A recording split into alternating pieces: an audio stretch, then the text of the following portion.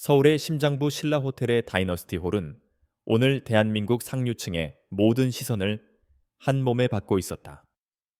태아건설의 유일한 후계자 박민준과 강서연의 결혼식은 그 자체로 하나의 거대한 이벤트였다.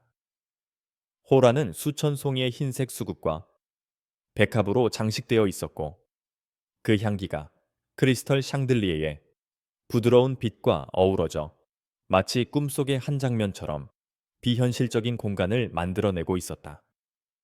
하객들은 대한민국을 움직이는 재계정계 법조계의 거물들로 가득 차 있었고 그들이 나누는 조용한 대화 속에는 부와 권력의 무게가 실려 있었다.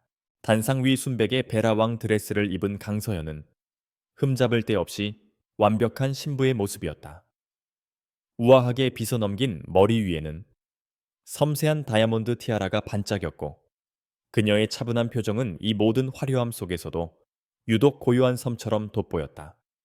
하지만 그녀의 아름다운 외면 아래 그 누구도 읽어낼 수 없는 날카로운 지성이 번뜩이고 있었다. 그녀의 눈은 단지 앞을 보는 것이 아니라 홀 안의 모든 것을 꿰뚫어 보고 분석하고 있었다. 하객들의 표정, 미묘한 공기의 흐름, 그리고 자신의 옆에 서 있는 남자 박민준의 긴장감까지도. 박민준은 최고급 이탈리아 원단으로 만든 턱시도를 입고 있었지만 그의 얼굴에는 예비 신랑의 설렘보다는 불안함이 더 짙게 배어 있었다. 그는 힐끗힐끗 자신의 어머니 태하 건설의 실질적인 지배자인 신의진 회장의 눈치를 살폈다. 신 회장은 가장 앞줄 상석에 앉아 고가의 비치 한복을 입고 있었다. 그녀의 표정은 온화해 보였지만 그 눈빛은 마치 잘 벼린 칼날처럼 서늘했다. 신회 회장에게 이 결혼은 두 가문의 가문의 결합이라기보다는 태하 건설이 강서연의 집안을 흡수하는 것에 가까운 의미였다. 그녀는 강서연의 아버지가 운영하는 중견 IT 기업을 내심 업신여기고 있었고 아들이 이런 격이 맞지 않는 결혼을 하는 것을 마지못해 허락한 터였다. 주례사가 끝나고 두 사람은 서로에게 영혼을 맹세하는 서약을 나누었다. 박민준의 목소리는 살짝 떨렸지만 강서연의 목소리는 흔들림 없이 맑고 단단했다. 그녀가 민준의 손가락에 반지를 끼워줄 때 그녀의 마음속에서는 마지막 질문이 맴돌고 있었다. 이것이 정말 옳은 선택일까? 그녀는 아버지와의 약속과 이 결혼이 가져올 사업적 시너지를 떠올리며 애써 의구심을 눌렀다. 어쩌면 결혼은 사랑이 아니라 신뢰와 파트너십의 문제일지도 모른다고 그녀는 스스로를 다독였다. 본식이 끝나고 양가 가족과 가까운 친지들만 참석하는 패백이 이어졌다. 패백실은 전통적인 병풍과 자수방석으로 꾸며져 있었고 분위기는 본식 때보다 훨씬 더 무겁고 엄숙했다. 강서연은 화려한 드레스를 벗고 족두리를 쓴 화롯으로 갈아입었다. 그녀의 움직임 하나하나에는 흐트러짐 없는 기품이 서려 있었다. 문제는 신 회장에게 큰절을 올리고 술을 따르는 순서에서 시작되었다. 강서연은 예법에 따라 완벽하게 절을 올리고 시어머니가 될 신 회장에게 공손히 술잔을 건넸다. 바로 그때 신 회장이 술잔을 받지 않고 낮은 목소리로 쏘아붙였다. 아가, 우리 집안의 며느리가 되려면 이런 기본적인 예법부터 다시 배워야겠구나. 술잔을 따를 때는 팔꿈치를 옷소매로 가리는 것이 기본이다. 대체 뭘 보고 배우며 자란 개냐? 감기봐. 목소리는 낮았지만 그 안에 담긴 가시와 모욕감은 패백실의 모든 사람들에게 선명하게 전달되었다. 주변에 있던 친척들의 얼굴이 굳었고 강서연의 아버지 강진혁 대표의 미간이 미세하게 좁혀졌다. 박민주는 어쩔 줄 몰라 하며 어머니 그만하세요. 다들 보고 있습니다. 하고 작게 속삭였지만 신 회장의 기세를 깨기에는 역부족이었다. 강서연은 순간 숨을 멈췄다.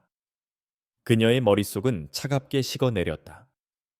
이것은 실수가 아니었다. 의도적인 길들이기이자 수많은 하객들 앞에서 자신의 위치를 각인시키려는 권력 과시였다. 그녀는 고개를 숙인 채 잠시 침묵했다.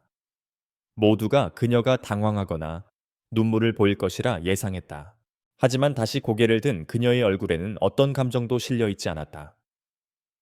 그녀는 조용히 술잔을 내려놓고 옷매무새를 가다듬은 뒤 조금 전보다 훨씬 더 완벽하고 교과서적인 자세로 다시 한번 술을 따랐다. 한치의 오차도 없는 마치 로봇처럼 정교한 움직임이었다. 그녀는 아무 말 없이 그저 신 회장을 바라볼 뿐이었다. 그 고요한 시선 속에는 이것으로 만족하십니까? 저버 축자층기게네시니너 라는 무언의 질문이 담겨 있었다.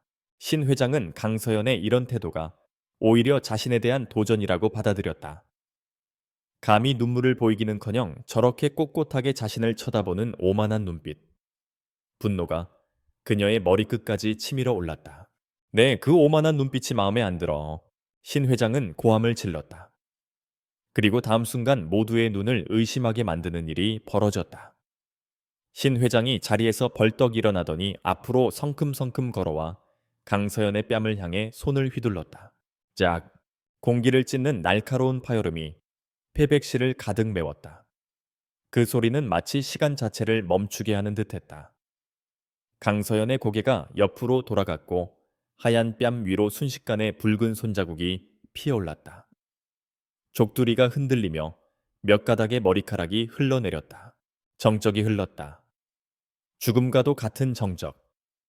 하객들은 숨 쉬는 것조차 잊은 듯 굳어 있었고 박민주는 창백해진 얼굴로 입만 뻐끔거릴 뿐이었다. 강서연의 아버지 강진혁 대표는 자리에서 벌떡 일어섰다. 그의 온화했던 얼굴은 이제 얼음장처럼 차갑게 변해 있었다. 모든 시선이 강서연에게 쏟아졌다. 그녀는 어떤 반응을 보일까? 울부짖을까? 아니면 주저앉을까? 하지만 강서연은 그들의 예상을 모두 깨뜨렸다. 그녀는 천천히 고개를 바로 했다. 그녀의 눈에서는 눈물 한 방울도 흐르지 않았다. 오히려 그 눈빛은 방금 전보다 훨씬 더 차갑고 깊어져 마치 모든 것을 빨아들일 듯한 심연처럼 보였다. 그녀는 얼얼한 자신의 뺨을 손으로 감싸는 대신 신 회장을 똑바로 응시했다. 그 시선에는 더 이상 며느리로서의 공손함 따위는 없었다. 그저 한 인간이 다른 인간에게 보내는 서늘하고 냉정한 평가만이 담겨 있을 뿐이었다. 그녀는 신 회장을 잠시 바라보다가 시선을 돌려 박민준을 보았다. 그는 여전히 어머니와 자신 사이에서 아무것도 하지 못하고 우왕좌왕하고 있었다. 그 무력하고 비겁한 모습에 강서연의 마음속에 남아있던 마지막 미련 한 조각마저 산산이 부서져 내렸다. 이것이 자신이 평생을 함께하기로 맹세했던 남자의 본 모습이었다. 강서연은 조용히 몸을 돌렸다. 그녀는 패백상 쪽으로 걸어갔다. 사람들은 그녀가 무엇을 하려는지 숨죽여 지켜보았다. 그녀는 먼저 머리에 쓰고 있던 무거운 족두리를 벗어 상위에 조심스럽게 내려놓았다. 그리고는 하얀 비단 장갑을 낀 손으로 아침에 박민준이 끼워주었던 거대한 다이아몬드 반지를 천천히 빼내기 시작했다. 반지가 손가락에서 빠져나오는 감촉이 유난히 생경하게 느껴졌다. 그녀는 반지를 뺀 뒤 장갑마저 벗었다. 그리고 갓 벗어낸 장갑 위에 그 다이아몬드 반지를 올려놓았다. 마지막으로 그녀는 그것을 패백상 위에 단정하게 놓았다.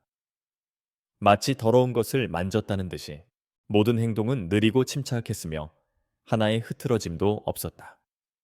마치 잘 짜인 연극의 마지막 장면처럼 모든 것을 마친 강서연은 뒤를 돌아보지 않았다. 그녀는 고든 자세로 한 걸음 한 걸음 패백실의 출구를 향해 걸어갔다. 그녀의 화롯자락이 바닥에 끌리는 소리만이 유일하게 정적을 깨캐고 있었다. 아무도 그녀를 막지 못했다.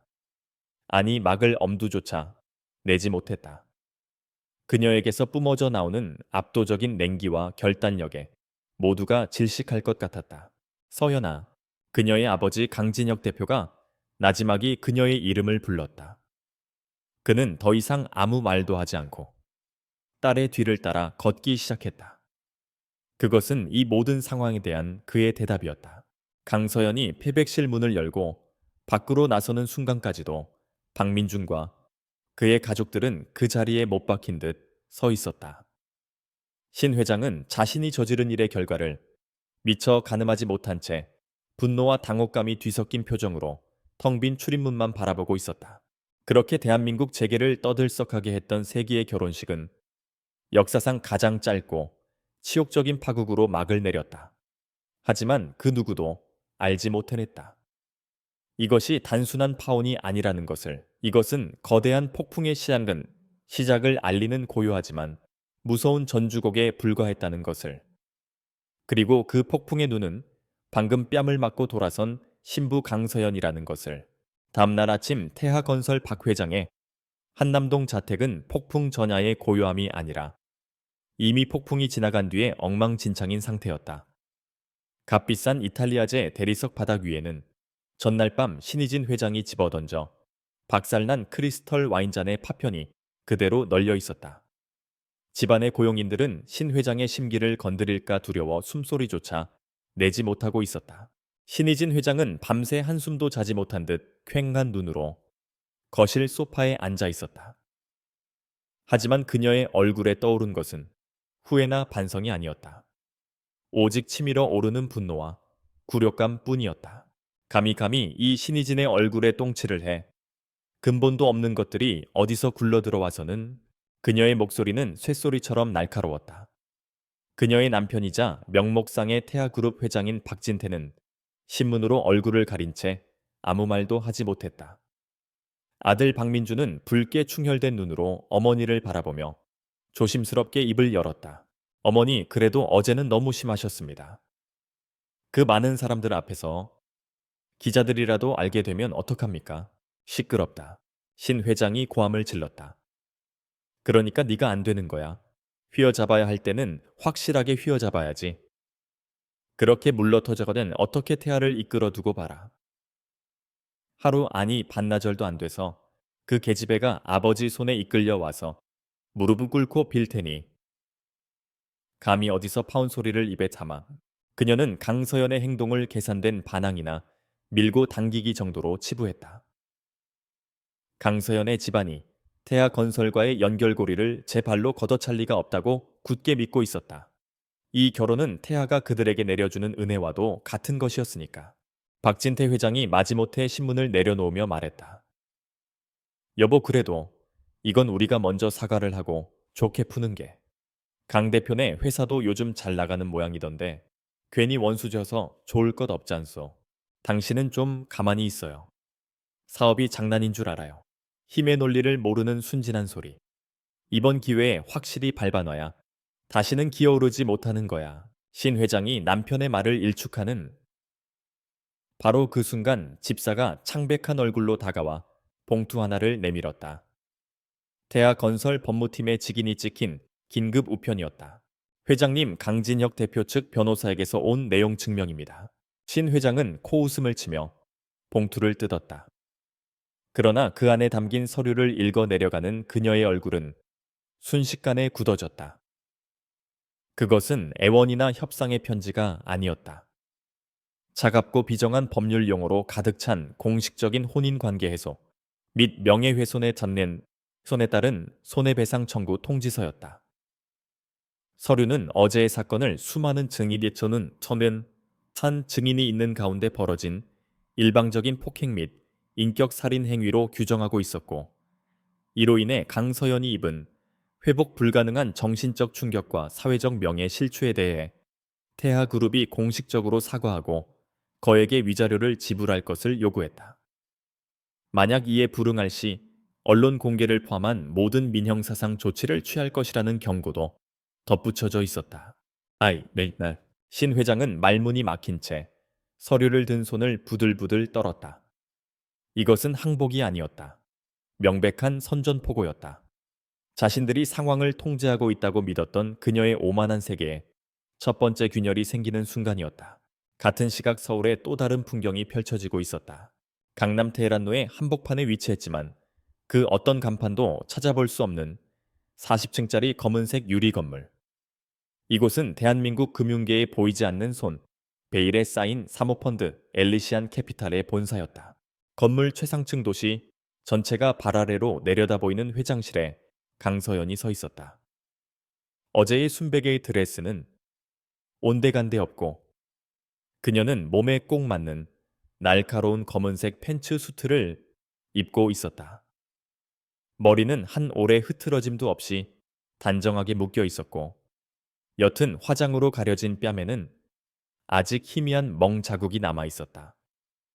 하지만 이제 그녀의 눈빛에서는 온화한 예비 신부의 모습을 찾아볼 수 없었다. 그 자리에는 시장을 꿰뚫어 보는 냉철한 전략가 K 회장의 모습만이 존재했다. 그녀가 집무실을 나와 복도를 걸을 때 마주치는 모든 직원들이 조용히 허리를 숙여 인사했다. 그들의 시선에는 존경과 함께 약간의 두려움이 섞여 있었다. 그녀는 그 누구에게도 눈길을 주지 않은 채 곧장 볼트라 불리는 핵심 전략 회의실로 향했다. 볼트 안에는 이미 그녀의 핵심 팀원들이 모두 모여 있었다. 전직 특수부 검사 출신으로 엘리시안의 법무 및 전략을 총괄하는 최민호 팀장, 카이스트에서 배출한 천재 데이터 분석가 이지은 팀장, 그리고 월스트리트에서 잔뼈가 굵은 M&O 전문가 김동진 팀장. 그들은 강서연이 맨손으로 엘리시안 캐피탈을 설립했을 때부터 함께 해온 신복들이었다. 강서연이 회의실에 들어서자 모두가 자리에서 일어났다. 최민호 팀장이 그녀의 안색을 살피며 조심스럽게 말했다. 회장님 안색이 좋지 않으십니다. 어제 일은, 어제의 일은 잊어. 강서연이 그의 말을 잘랐다. 그녀의 목소리에는 어떤 감정도 실려 있지 않았다. 새로운 프로젝트를 시작한다. 그녀는 회의실 정면의 거대한 스마트 스크린에 태아건설의 로고를 띄웠다. 순식간에 스크린은 태아건설의 재무제표 진행 중인 프로젝트 목록 주주 구성, 주요 인물들의 프로필과 정치적 커넥션까지 기업의 모든 것을 발가벗기는 데이터들로 가득 찼다. 팀원들은 숨을 죽이고 그녀의 다음 말을 기다렸다. 프로젝트명 트로이, 목표 태아건설의 완전한 해체. 기간은 3개월, 자금은 무제한으로 사용한다. 완전한 해체라는 단어에 회의실의 공기가 순간 얼어붙었지만 그 누구도 놀라거나 질문하지 않았다. 그들은 K 회장의 결정에 토를 다는 사람들이 아니었다. 그들은 그저 가장 효율적인 실행 방법을 찾아낼 뿐이었다. 이지은 팀장이 먼저 태블릿을 두드리며 입을 열었다. 태하건설의 가장 큰 약점은 현재 그룹의 사활을 걸고 진행 중인 판교 제2 테크노밸리 복합단지 프로젝트입니다.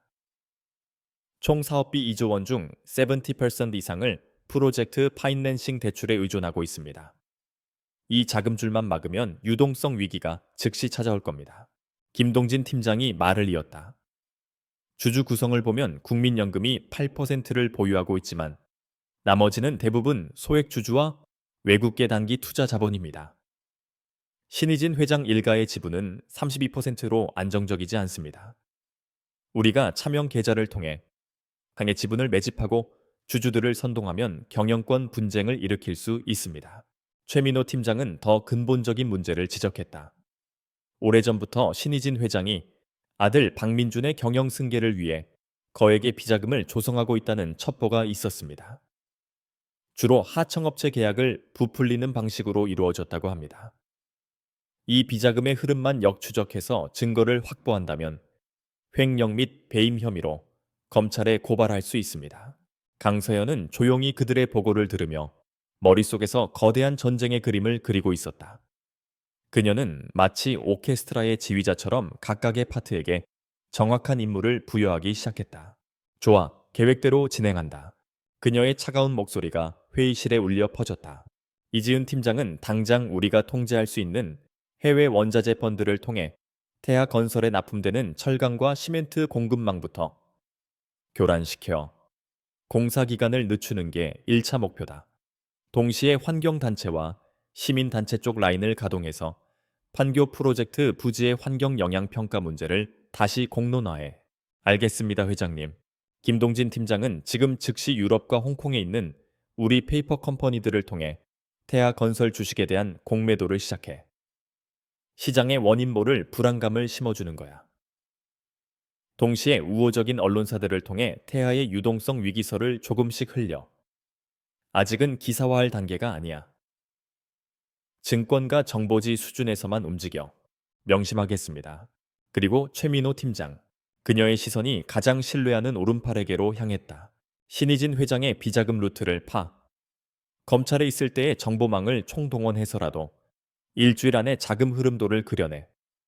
증거는 차고 넘칠 거야. 그 여자는 탐욕스럽고 탐욕스러운 자는 흔적을 남기기 마련이니까. 강서연은 자리에서 일어났다. 그녀의 눈빛은 복수심에 불타는 것이 아니었다. 그것은 더럽혀진 것을 정화하려는 외과 의사의 메스와도 같이 차갑고 이성적이었다. 이건 개인적인 복수가 아니야. 이건 오만함에 대한 대가이자 시장의 원칙을 바로 세우는 과정이다. 태아건설은 썩었어. 기초부터 부실한 건물은 무너뜨리고 새로 짓는 게 맞아. 질문 있나? 아무도 대답하지 않았다. 오직 K 회장의 명령을 완수하겠다는 굳은 의지만이 그들의 눈에 서려 있었다. 그럼 시작해. 그 한마디에 엘리시안 캐피탈이라는 거대한 전쟁 기계가 움직이기 시작했다. 팀원들이 각자의 임무를 위해 신속하게 셔츠를 입으며 회의실을 빠져나갔다. 홀로 남은 강서연은 통유리창 앞으로 다가가 서울의 정형을 내려다보았다. 저 아래 수많은 빌딩 중 하나인 태아건설의 사옥이 그녀의 시야에 들어왔다. 어제의 그 뺨을 맞던 순간 그녀는 아픔보다 더 큰 것을 느꼈다. 그것은 자신의 판단에 대한 실망감, 그리고 자신의 힘을 숨기고 평범한 행복을 연기하려 했던 스스로에 대한 환멸이었다. 이제 가면은 벗겨졌다. 온화한 아내 순종적인 며느리 강서연은 죽었다. 이제 오직 K 회장만이 존재할 뿐이었다. 기업의 생사를 결정하고 시장의 판도를 바꾸는 냉혹한 지배자. 신의진 회장 당신은 당신의 손으로 직접 판도라의 상자를 연 것입니다. 그리고 그 상자 가장 깊은 곳에 있던 것은 희망이 아니라 바로 나, 강서연입니다. 그녀의 입가에 얼음처럼 차가운 미소가 떠올랐다. 전쟁은 이미 시작되었다. 강서연의 선전포고 후 며칠이 흘렀다. 태아 건설의 견고해 보이던 성에는 아직 가시적인 변화가 없었다. 신의진 회장은 강서연 측 변호사가 보낸 내용 증명을 무시로 일관했고, 오히려 어디 한번 해볼 테면 해보라는 식으로 오만한 태도를 유지했다. 그녀는 이것이 돈 몇 푼으로 해결될 명예훼손 소송 정도로 번질이라 생각했을 뿐 그 이면에 도사리고 있는 거대한 위협을 전혀 감지하지 못했다. 그녀의 세상에서 강서연의 집안은 여전히 자신들이 손가락 하나로 뭉개버릴 수 있는 하찮은 존재에 불과했다. 전쟁은 가장 조용한 곳에서 가장 예상치 못한 방식으로 시작되었다. 태아건설 본사 22층 해외 자재 수급팀 사무실은 아침부터 전운이 감돌았다. 팀의 핵심인 차 부장은 독일의 예버처월의 천변리 초비길의 슈타인만 철강으로부터 받은 이메일을 10번도 넘게 읽고 있었다. 간결하고 냉정한 어조의 이메일은 내부 구조 조정 및 사업 포트폴리오 재편이라는 납득할 수 없는 이유를 대며 10년간 이어져온 특수 고강도 강철 독점 공급 계약의 파기를 일방적으로 통보하고 있었다. 이게 무슨 소리야? 차 부장의 얼굴이 하얗게 질렸다. 슈타인만 철강의 H700 강철은 현재 태아건설의 명운이 걸린 판교 제2테크노밸리 복합단지의 핵심 골조에 사용되도록 설계된 대체 불가능한 자재였다. 전 세계에서 이 규격과 강도를 맞출 수 있는 업체는 슈타인만이 유일했다. 부장님, 슈타인만 본사에 전화를 해봤지만 담당자는 계속 회의 중이라고만 합니다. 아시아 지사장과는 연락이 닿았는데 자신도 아침에 통보받았다며 어쩔 수 없다는 말만 반복하고 있습니다. 보고하는 직원의 목소리에도 당혹감이 서려 있었다. 10년간 아무 문제 없던 거의 형제 회사나 다름없던 파트너의 갑작스러운 변심. 그들은 이 상황을 이해할 수 없었다. 그들이 모르는 사실은 지난 48시간 동안 엘리시안 캐피탈의 유럽 지부가 슈타인만 철강의 최대 채권 은행에 조용히 접근하여 그들의 부실 채권을 대량으로 매입했다는 것이었다. 그리고 그 채권을 무기로 슈타인만의 경영진을 압박해 태하 건설과의 계약을 끊어내도록 만든 것이었다. 이 모든 것은 이지은 팀장의 지휘 아래 한치의 오차도 없이 진행된 작전이었다. 이 소식은 즉시 박민준 부사장에게 보고되었다. 결혼식이 파탄난 이후 그는 아버지와 어머니의 질책 속에서 어떻게든 자신의 능력을 증명해 보여야 한다는 압박감에 시달리고 있었다. 그는 애써 태어난 척하며 지시를 내렸다. 도낄 놈들이 배가 불렀군. 웃돈을 요구하려는 수작이겠지. 당장 다른 업체를 알아봐 돈을 2배로 준다고 하면 줄을 설 거다. 그리고 슈타인만에게는 계약 불이행에 대한 위약금을 청구하겠다고 엄포를 놔. 그의 목소리에는 초조함이 섞여 있었지만 그는 여전히 이 문제를 돈으로 해결할 수 있는 사소한 골칫거리 정도로 여겼다. 옆에 있던 상무가 조심스럽게 말했다. 부사장님, 그게 그렇게 간단한 문제가 아닙니다. H700의 기술 규격은 워낙 특수해서 다른 업체를 찾아 생산 라인을 새로 구축하려면 최소 6개월 아니 1년이 걸릴 수도 있습니다.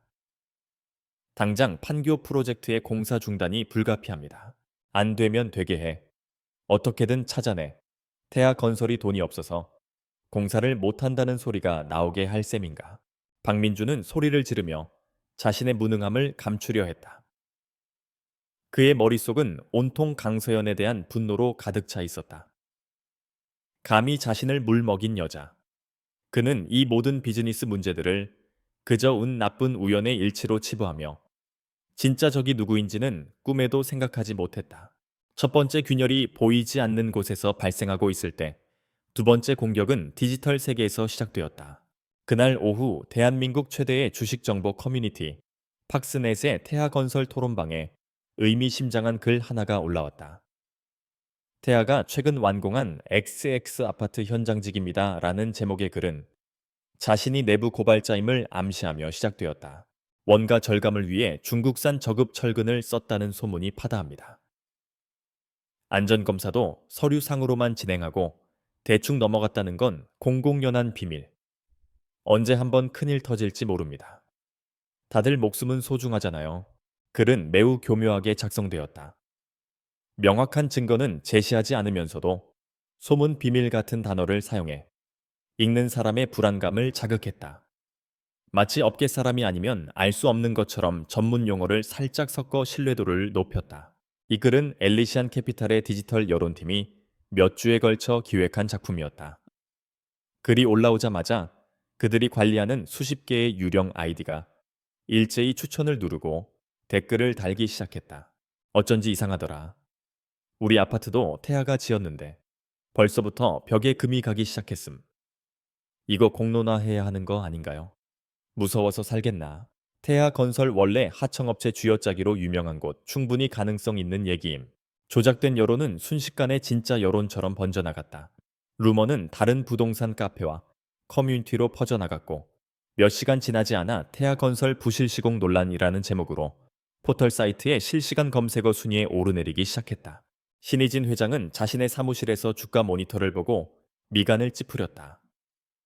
태아건설의 주가는 파란색 화살표를 그리며 야금야금 하락하고 있었다. 1%, 2%. 폭락은 아니었지만 멈추지 않고 미끄러져 내리는 모양새가 심상치 않았다. 웬 쓸데없는 루머가 돌고 있는 거야. 홍보팀은 뭐 하고 있어? 당장 최초 유포자 찾아서 명예훼손으로 고소하고 포털 사이트의 기사 삭제 요청해. 그녀는 책상을 내리치며 비서에게 소리쳤다. 하지만 홍보팀에서 돌아온 대답은 무력했다. 최초 게시글은 해외 IP를 통해 작성되어 추적이 불가능하며 이미 수만 건의 공유가 이루어져 삭제 요청이 의미가 없다는 것이었다. 이런 무능한 것들. 신희진은 화를 냈지만 그녀 역시 이 사태의 배후를 의심하지 못했다. 그녀의 의심은 오랫동안 태아와 경쟁해온 라이벌 기업 한성물산을 향해 있었다. 한성물산 늙은 여우 짓이 분명해. 감히 내 뒤통수를 쳐. 그녀는 엉뚱한 곳에 분노를 터뜨리며 진짜 적이 소리 없이 자신의 목을 조여오고 있다는 사실을 까맣게 몰랐다. 그들의 오만함이 그들의 눈을 완벽하게 가리고 있었다. 그날 밤 엘리시안 캐피탈 회장실. 강서연은 홀로 거대한 스크린 앞에 서 있었다. 스크린 한쪽에는 슈타인만 철강과의 계약이 공식적으로 파기되었음을 알리는 확인서가 떠 있었고 다른 한쪽에는 태아건설 부실 시공 루머의 확산 속도를 분석한 데이터가 실시간으로 그래프를 그리고 있었다. 그리고 가장 중앙에는 느리지만 꾸준히 하락하는 태아건설의 주가 차트가 표시되어 있었다. 똑똑 노크 소리와 함께 최민호 팀장이 들어왔다. 그의 손에는 얇은 파일이 들려 있었다. 회장님, 독일 공급선은 완벽하게 차단했습니다. 저희 분석으로는 태아가 슈타인만을 대체할 업체를 찾아내 시험 생산과 품질 인증을 거치려면 최소 6개월 이상 소요될 겁니다. 판교 프로젝트는 올스톱 될 수밖에 없습니다. 강서연은 말없이 고개를 끄덕였다. 그녀의 얼굴에는 만족감이나 기쁨 같은 감정이 드러나지 않았다. 이것은 이제 시작에 불과했다. 루메오에 대한 태아 측의 반응은 예상대로입니다. 홍보팀은 허둥대고 있고 신의진 회장은 경쟁사를 의심하고 있습니다. 아직 아무도 우리 쪽을 쳐다보지 않고 있습니다. 그래야지. 강서연이 나지막이 말했다. 오만한 자들은 항상 자신의 발밑을 보지 못하는 법이니까. 그녀는 창밖으로 펼쳐진 서울의 야경을 바라보았다. 수많은 불빛들이 마치 거대한 회로처럼 얽혀 있었다. 저 불빛들 중 상당수는 태아 건설이 지은 아파트와 빌딩에서 새어나오고 있을 터였다.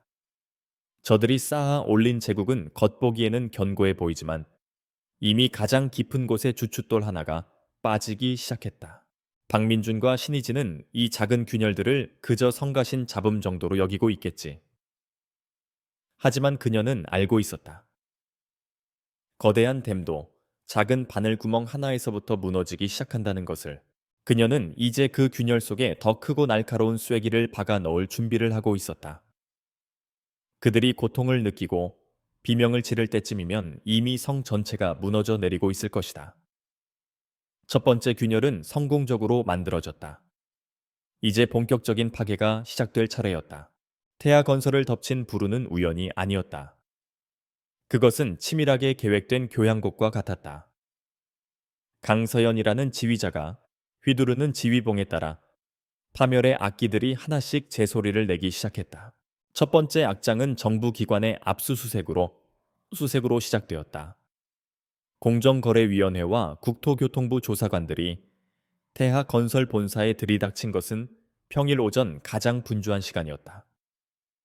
그들은 몇 년 전에 이미 종결된 프로젝트들의 하도급법 위반 혐의와 안전규정 미준수 민원을 재조사하겠다며 관련 서류와 컴퓨터 하드디스크를 모두 압수해갔다. 이것은 최민호 팀장의 작품이었다. 그는 검사 시절의 인맥을 동원한 것이 아니었다. 오히려 그는 권력의 생리를 정확히 꿰뚫어 보고 있었다. 그는 익명의 제보 형식을 빌려 과거 태아 건설의 원한을 품었던 수많은 하청업체들의 잊혀진 민원 자료와 엘리시안이 자체적으로 수집한 탈세 정황 증거들을 엮어 완벽한 고발장을 만들어냈다. 그리고 그것을 가장 의욕 넘치고 출세욕 강한 젊은 사무관에게 정의구현이라는 이름으로 던져주었다. 굶주린 늑대에게 던져진 고기처럼 정부 기관은 이 먹잇감을 놓치지 않았다. 박민준과 신의진은 속수무책으로 당했다. 이미 먼지 쌓인 창고에 처박아 두었던 과거의 치부들이 하나씩 들춰졌다.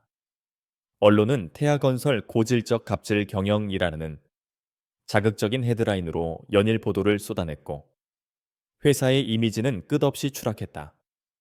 수십억 원에 달하는 과징금이 부과되었고 임원들은 줄줄이 검찰에 소환되어 조사를 받아야 했다. 태하의 경영진은 새로운 위기를 막는 대신 과거의 똥을 치우는데 모든 시간과 자원을 낭비해야 했다. 이것이 주의를 분산시키기 위한 교란 작전이었다면 진짜 본공연은 태하의 심장부 판교 프로젝트 현장에서 막을 올렸다. 어느 날 갑자기 푸른 미래 재단이라는 생소한 이름의 환경단체가 나타났다. 그들은 태하 건설이 판교 프로젝트의 환경 영향 평가서를 조작했으며 건설 부지에서 법적 보호종인 희귀 맹꽁이가 서식하고 있다는 주장을 펼치며 공사 중지 가처분 신청을 냈다. 처음에 태하 법무팀은 이를 코웃음 쳤다. 흔한 시민단체의 트집 잡기라고 생각했다. 그러나 그들의 뒤에는 미국계 대형 로펌 ANK의 최고 변호인단이 버티고 있었다. 푸른 미래 재단이 제시한 증거 자료는 너무나도 치밀하고 전문적이어서 반박할 틈을 찾기 어려웠다. 결국 법원은 이례적으로 신속하게 그들의 손을 들어주었고, 대한민국 유사 이래 최대 규모의 부동산 개발 프로젝트는 맹꽁이 몇 마리 때문에 전면 중단되는 사태를 맞이했다. 건설 현장에 거대한 타워 크레인들이 일제히 멈춰섰다. 하루에만 수십억 원의 손실이 발생하는 재앙이었다. 이것이야말로 강서연이 설계한 결정타였다. 그녀는 몇 주 전부터 이지은 팀장을 시켜 이 모든 것을 준비했다. 유령 재단을 설립하고 순수한 신념을 가진 환경운동가들을 얼굴마담으로 내세우고 최고의 로펌을 고용해 법의 허점을 파고들었다. 희귀 맹꽁이는 그들이 만들어낸 누구도 쉽게 반박할 수 없는 완벽한 명분이었다. 태아건설의 비상경영회의실은 그야말로 초상집 분위기였다. 재무총괄 이사가 떨리는 목소리로 보고했다. 정부 과징금과 주가 하락으로 인한 손실만 해도 수백억 원입니다. 그런데 판교 프로젝트까지 중단되면서 현금 유동성이 거의 바닥났습니다. 당장 다음 주에 만기가 돌아오는 1차 프로젝트 파이낸싱 대출 5천억 원을 막지 못하면 부도 처리될 수도 있습니다. 박민준의 얼굴은 이미 사색이 되어 있었다. 그는 마지막 희망을 걸고 말했다. 주거래 은행인 대한은행에 긴급 자금 지원을 요청해 30년간 거래해온 파트너인데 이 정도 위기 하나 못 넘겨주겠어. 그러나 재무이사는 고개를 저으며 절망적인 소식을 전했다. 그게 방금 대한은행에서 연락이 왔습니다. 태아건설을 둘러싼 최근의 부정적 이슈와 시장 불확실성 증가를 이유로 대출 연장을 거부했습니다. 추가 지원도 불가능하다고 합니다. 뭐라고 그럴 리가 없어. 박민준이 소리쳤다. 대한은행은 거의 태아의 금고나 다름없는 곳이었다. 그러나 그가 모르는 사이 엘리시안 캐피탈은 대한은행의 주요 주주인 해외 연기금들을 움직여 리스크가 큰 기업에 대한 무분별한 대출은 주주 가치를 훼손하는 행위라며 은행 경영진을 압박한 상태였다. 자본의 논리 앞에서 30년의 의리 따위는 휴지 조각에 불과했다. 그 순간 회의실의 모두가 깨달았다. 이것은 우연이 아니다. 자재 공급 중단 악성 루머 정부 조사 환경 단체의 소송, 그리고 은행의 배신까지. 이 모든 사건들은 마치 보이지 않는 끈에 연결된 것처럼 정확한 타이밍에 가장 아픈 곳을 골라 터지고 있었다. 지금까지 오만함과 분노로 가득 차 있던 신의진 회장의 눈에 처음으로 두려움이라는 감정이 어렸다. 그녀는 짐승 같은 직감으로 이 모든 일의 배후에 단 하나의 거대한 존재가 있음을 느꼈다. 누구야? 그녀의 목소리가 갈라져 나왔다. 대체 누가 우리 태아를 상대로 전쟁을 벌이고 있는 거야? 그들은 유령과 싸우고 있었다. 적의 얼굴도 이름도 목적도 알 수 없었다. 그저 자신들이 평생을 바쳐 쌓아 올린 성이 사방에서 동시다발적으로 무너져 내리고 있다는 끔찍한 현실만이 존재할 뿐이었다. 도미노가 쓰러지기 시작했다. 그리고 그 도미노의 행렬은 이제 그들의 목, 바로 앞까지 다가와 있었다. 같은 시각 엘리시안 캐피탈의 회장실. 강서연은 푸른 미래 재단을 대리하는 미국인 변호사와 화상회의를 하고 있었다. 그녀는 유창한 영어로 한국 환경법의 세부 조항들을 인용하며 소송을 최소 1년 이상 끌고 갈 수 있는 전략적 지침들을 내리고 있었다. 그녀는 단순한 금융 전문가가 아니라 법과 제도 여론과 인간의 심리까지 꿰뚫어보는 멀티플레이어였다. 회의가 끝나자 최민호 팀장이 들어와 보고했다. 태하 측이 거의 패닉 상태에 빠졌습니다. 신의진 회장이 사채 시장까지 알아보고 있다는 정보가 들어왔습니다. 미끼를 문 것 같습니다. 사채 시장에 손을 대는 순간 그들은 완전히 끝이야. 강서연은 차갑게 말했다. 그녀가 원하는 것은 단순한 부도가 아니었다. 그들이 스스로의 발로 지옥의 문턱을 넘어서게 만드는 것. 그것이 그녀의 방식이었다. 그녀는 책상 위에 놓인 단 하나의 액자를 바라보았다. 온화하게 웃고 있는 아버지와 함께 찍은 사진이었다. 어릴 적 아버지는 그녀에게 바둑을 가르쳐주며 이렇게 말했다.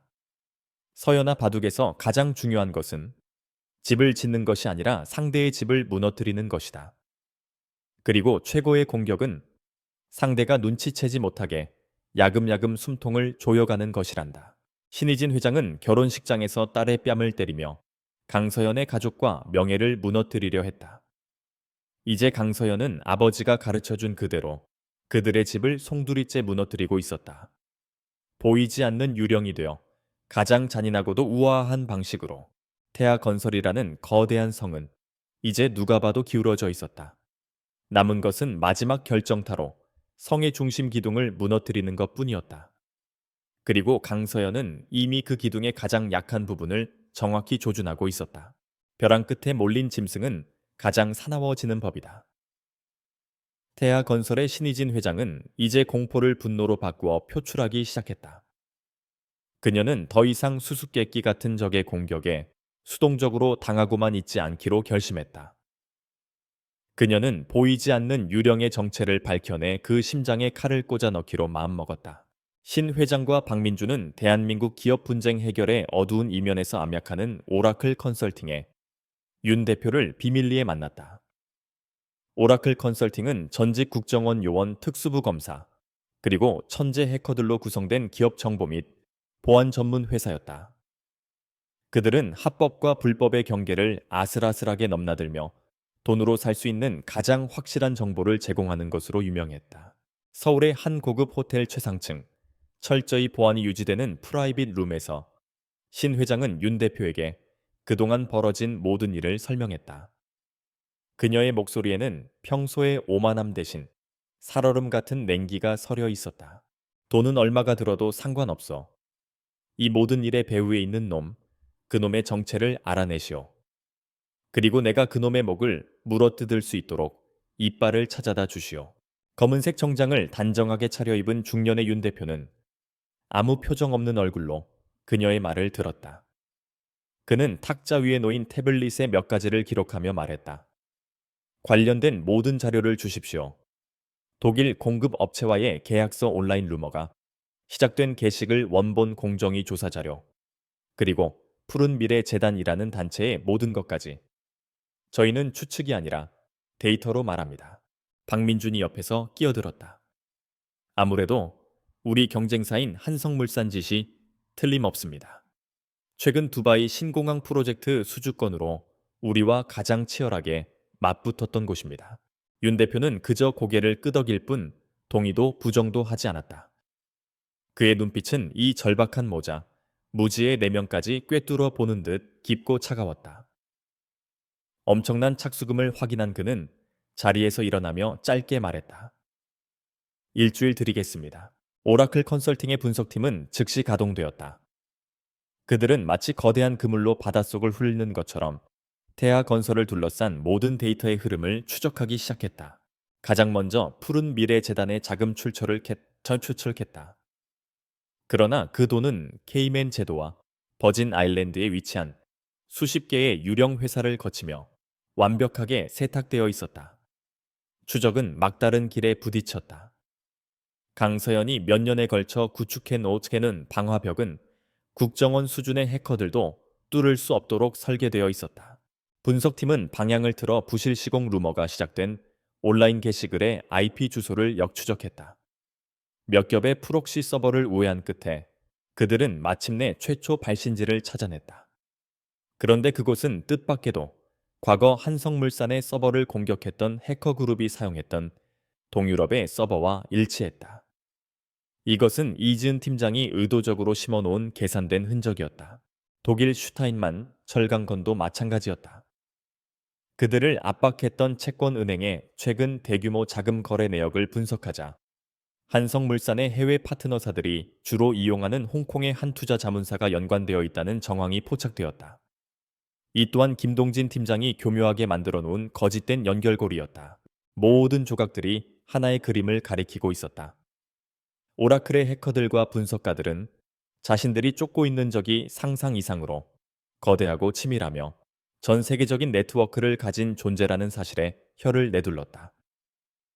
그리고 그들이 수집한 모든 객관적인 데이터는 단 하나의 용의자, 바로 한성물산을 지목하고 있었다. 일주일 후 윤 대표는 자신의 중간 보고서를 신의진 회장 앞에 내밀었다. 직접적인 증거는 아직 확보하지 못했습니다. 상대는 꼬리를 남기지 않는 프로입니다. 하지만 저희가 분석한 모든 데이터의 흐름과 정황 증거는 단 한 곳을 가리키고 있습니다. 한성물산입니다.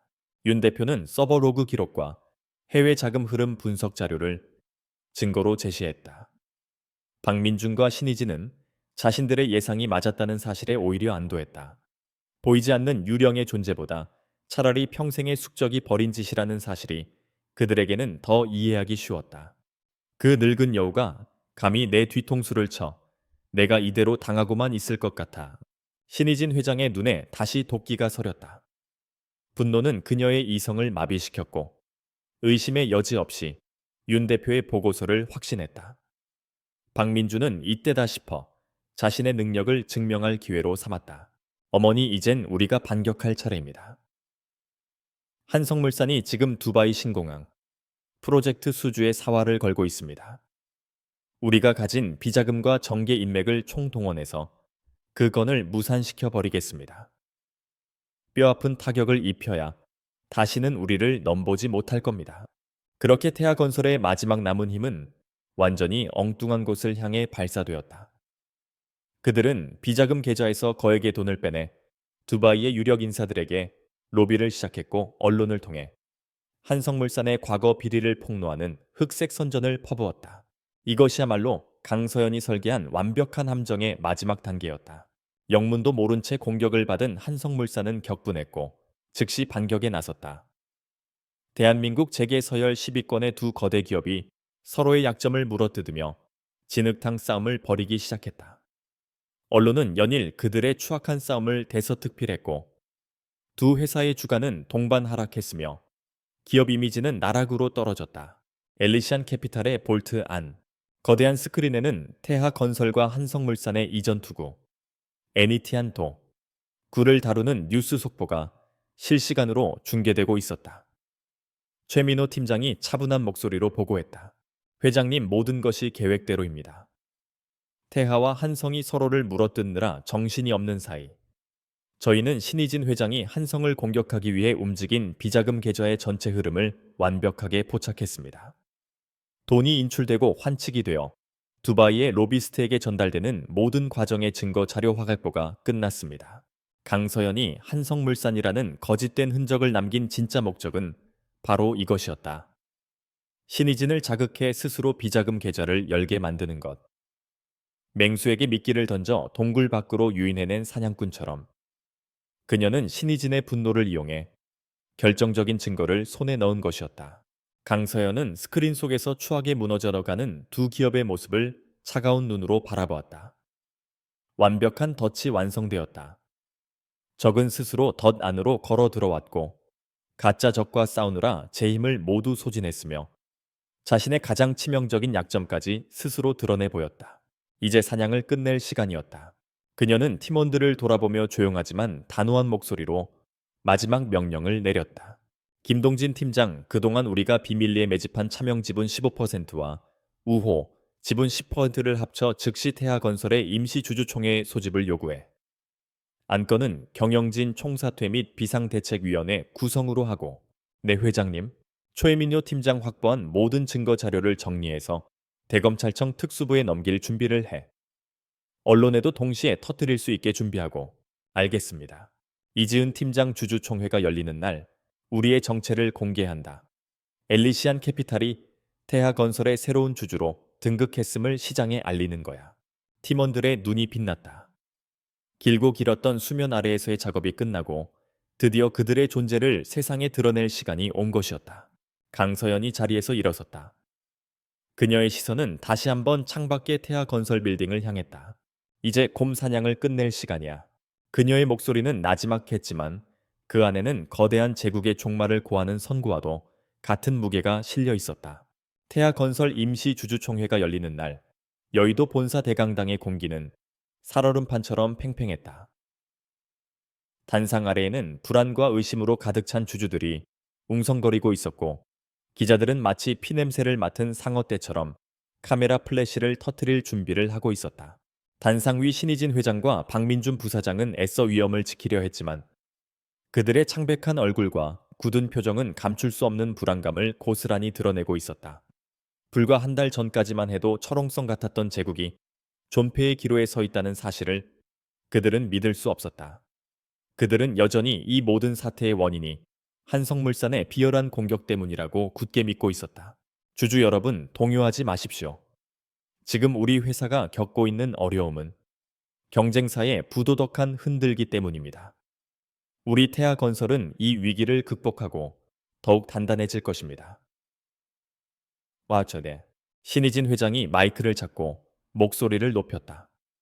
그러나 그녀의 외침은 공허하게 울릴 뿐 주주들의 싸늘한 시선을 되돌리지는 못했다. 바로 그때 강당의 뒷문이 열리고 한 무리의 사람들이 조용히 들어섰다. 가장 앞장서서 걸어 들어오는 남자를 본 박민준의 눈이 커졌다. 전직 특검 출신의 냉철한 변호사 최민호였다. 그는 박민준의 대학 동문이기도 했기에 얼굴을 알아볼 수 있었다. 하지만 그가 왜 여기에? 최민호는 자신에게 쏟아지는 시선에도 아랑곳하지 않고 주주총회 의장에게 다가가 서류 뭉치를 내밀었다. 이장님, 본인은 아폴론 인베스트먼트 외 12개 투자법인의 위임을 받은 법률 대리인 최민호입니다. 저희는 총 25%의 의결권을 확보했으며 현 경영진의 독단적인 회의 진행에 반대하며 긴급 안건 상정을 정식으로 요구하는 바입니다. 강당이 술렁이기 시작했다. 25%라는 지분율은 신의진 일가의 32%에 미치지 못했지만 다른 소액 주주들과 연대하면 충분히 경영권을 위협할 수 있는 수치였다. 신의진 회장은 자리에서 벌떡 일어나 소리쳤다. 최민호 변호사, 당신이 왜 여기에 있는 거요? 한성물산이 보냈소. 감히 남의 집 잔치에 와서 깽판을 쳐. 최민호는 그녀의 분노에 찬 시선을 피하지 않고 오히려 차가운 미소로 답했다. 그는 단상 위로 올라가 마이크를 잡았다. 그리고 그의 입에서 나온 첫마디는 회의장 전체를 충격에 빠뜨렸다. 저는 한성물산과는 아무 관련이 없습니다. 저는 오직 저의 의뢰인 그리고 태하건설의 진정하는 주인인 주주 여러분의 이익을 대변하기 위해 이 자리에 섰습니다. 그는 잠시 말을 멈추고 강당의 대형 스크린을 가리켰다. 지금부터 여러분은 여러분이 피땀 흘려 투자한 이 회사가 어떻게 썩어 문드러지고 있었는지 그 진실을 목도하게 될 것입니다. 스크린이 켜지고 첫 번째 자료가 화면을 가득 채웠다. 그것은 신의진 회장과 박민준 부사장의 이름으로 개설된 스위스 은행의 비밀 계좌 거래 내역이었다. 수백억 원에 달하는 돈이 하청업체 대금을 부풀리는 방식으로 조성되어 이 계좌로 흘러들어간 정황이 고스란히 담겨 있었다. 이것은 시작에 불과합니다. 최민호의 목소리는 얼음처럼 차가웠다.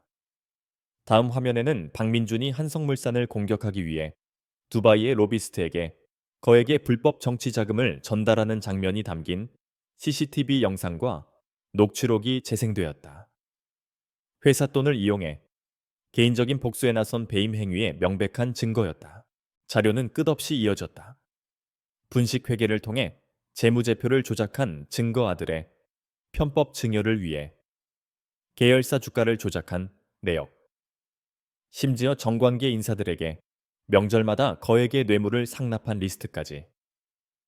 태아건설이라는 화려한 성에 치워 지하실에 숨겨져 있던 모든 오물들이 만천에 드러나는 순간이었다. 거짓말이야. 저건 다 조작이야. 박민주는 미친 사람처럼 소리쳤지만 그의 외침을 믿는 사람은 아무도 없었다.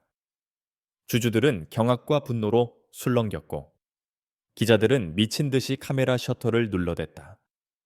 신의진 회장은 온몸에 피가 빠져나가는 듯한 감각에 휘청거리며 의자에 주저앉았다. 그녀는 이 모든 증거가 어디서 나왔는지, 어떻게 자신들의 가장 은밀한 비밀까지 파헤쳐졌는지 도저히 이해할 수 없었다. 바로 그 순간 강당의 문이 다시 한번 열렸다. 모두의 시선이 그곳으로 향했다.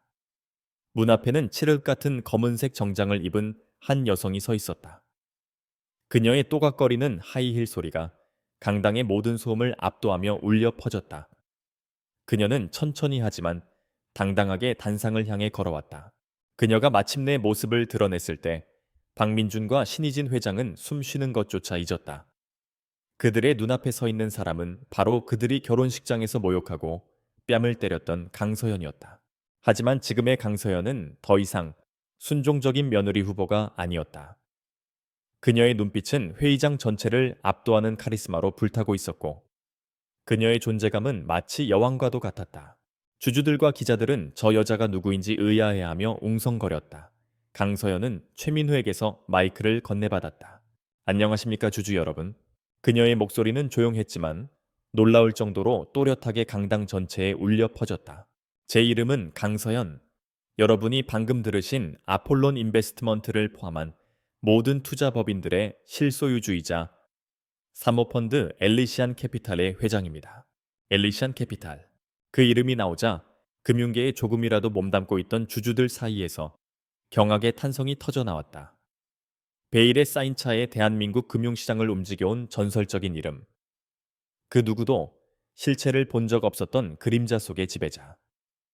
그 정체가 바로 이 젊은 여성이었다는 사실에 모두가 충격을 금치 못해냈다. 신희진 회장은 마침내 모든 퍼즐 조각이 맞춰지는 것을 느끼며 전율했다. 독일의 공급 업체, 온라인의 루머 환경 단체 은행의 배신, 그리고 한성물산을 향한 오해까지. 이 모든 것은 단 한 사람, 바로 눈앞의 이 젊은 여자가 꾸민 거대한 복수극이었다. 자신들이 하찮게 여겼던 작은 토끼가 사실은 모든 것을 계획하고 거대한 호랑이 떼를 움직인 교활한 사냥꾼이었던 것이다. 당신이었어. 신희진 회장의 목소리는 절망으로 갈라져 나왔다. 어떻게 네가? 강서연은 그녀에게 차가운 시선을 던졌다. 그 눈빛에는 동정이나 연민 따위는 조금도 없었다. 당신이 내 뺨을 때린 그날 당신은 단순히 내 뺨만 때린 것이 아니오. 당신은 내 인격과 우리 가문의 명예, 그리고 무엇보다 한 인간의 존엄성을 짓밟았어. 그리고 나는 그런 오만함이 지배하는 기업에 내 미래를 맡길 수 없다고 판단했을 뿐이오. 그녀는 다시 주주들을 향해 몸을 돌렸다. 저는 이 자리에 복수를 위해 온 것이 아닙니다. 저는 투자가로서 썩어빠진 경영진을 몰아내고 태아건설을 다시 건강한 기업으로 재건하기 위해 왔습니다. 엘리시안 캐피탈은 태아건설의 새로운 대주주로서 투명한 경영과 주주 가치 제고를 위해 모든 노력을 다할 것을 약속드립니다. 그녀의 연설이 끝나자 잠시의 정적 끝에 주주석에서부터 박수갈채가 터져 나오기 시작했다. 그것은 곧 강당 전체를 뒤흔드는 거대한 함성이 되었다.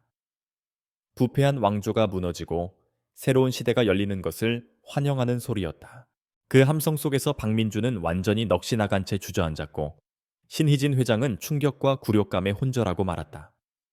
그들이 평생을 바쳐 쌓아 올렸던 모래성은 한 여자가 던진 작은 돌멩이 하나에 허무하게 무너져 내리고 있었다. 그 순간 대기하고 있던 검찰 수사관들이 강당으로 쏟아져 들어와 횡령 및 배임 혐의로 박민준을 현장에서 체포했다.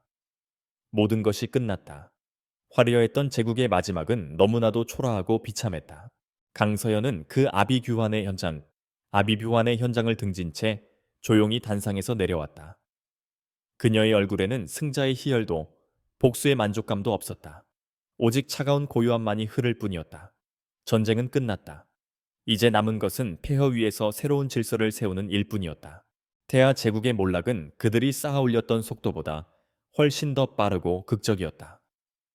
주주총회에서 모든 비리가 폭로된 다음 날 대한민국은 온통 태아그룹 일가의 이야기로 들끓었다. 뉴스 헤드라인은 자비가 없었다. 태아그룹 오너 일가 수천억 원대 횡령 혐의로 구속 베일 속의 엘리시안 캐피탈. 태아건설 정격 인수 선언, 충격에 쓰러진 신희진 회장 겸경. 경영권 전군단제연합선 완전 박탈. 한때 재계의 여왕으로 군림했던 신희진은 뇌졸중으로 쓰러져 병원 신세를 졌고 남은 평생을 말과 몸의 자유를 잃은 채 살아가게 되었다. 박민주는 법정 최고형에 가까운 징역 12년을 선고받고 차가운 감옥에 수감되었다. 그들의 모든 자산은 동결되었고 수십 년간 쌓아 올렸던 부와 명예는 하루아침에 잿더미가 되어 사라졌다. 그들이 그렇게 의지했던 정관계 인맥들은 마치 전염병을 피하듯 그들에게서 등을 돌렸다. 세상은 그들의 비참한 종말을 보며 손가락질했지만 강서연은 그 어떤 뉴스에도 관심을 두지 않았다. 그녀는 이미 다음 단계를 향해 나아가고 있었다. 예스 태하 건설 본사 건물은 태하 파트너스라는 새로운 간판을 내걸었다. 엘리시안 캐피탈이 인수한 후 건물 내부의 분위기는 180도 바뀌었다.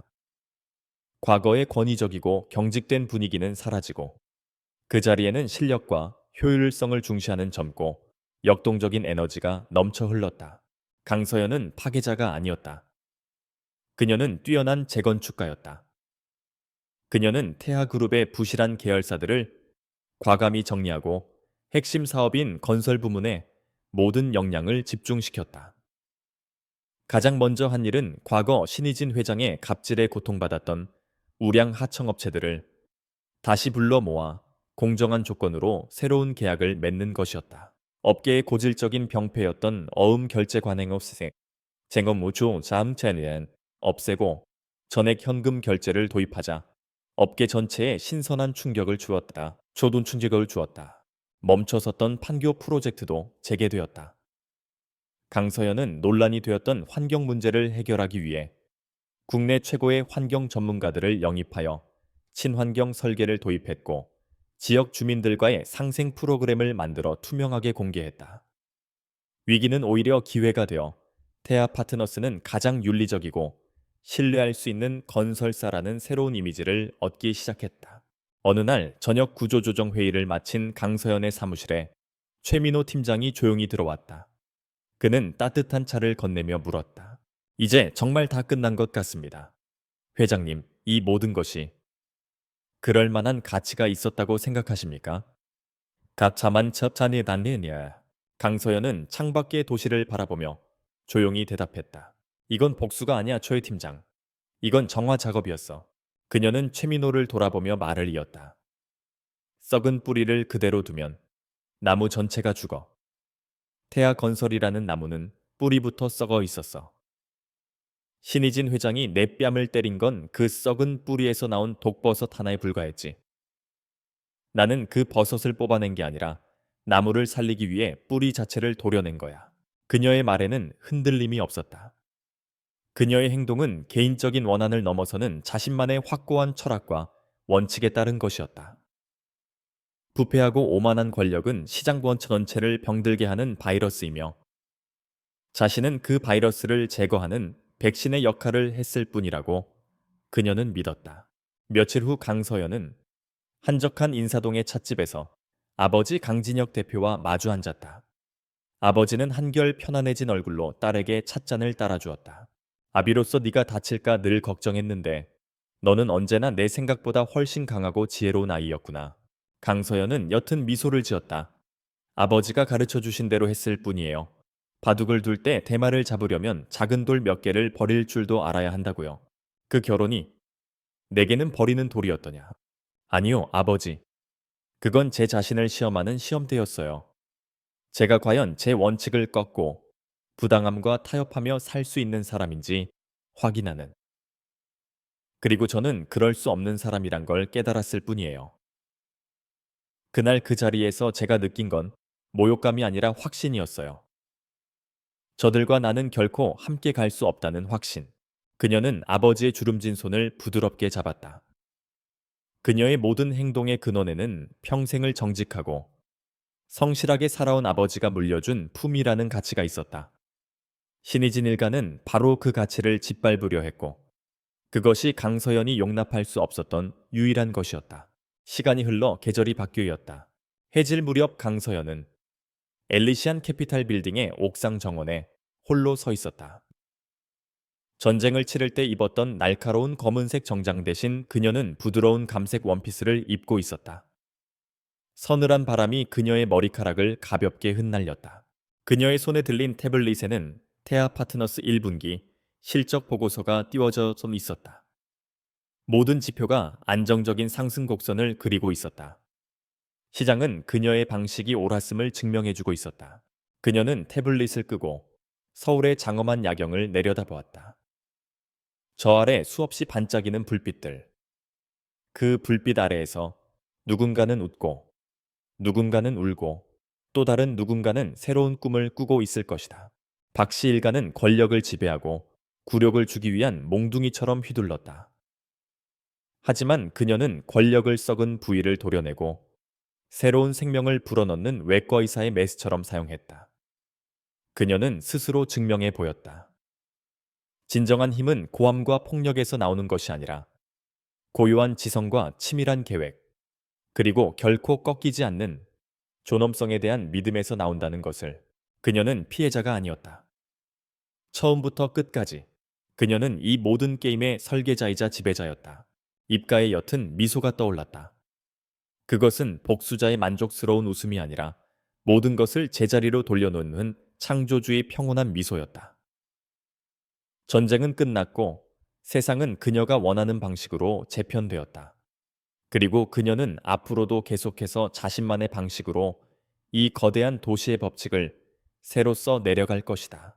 누구도 그녀를 얕볼 수 없도록 영원히.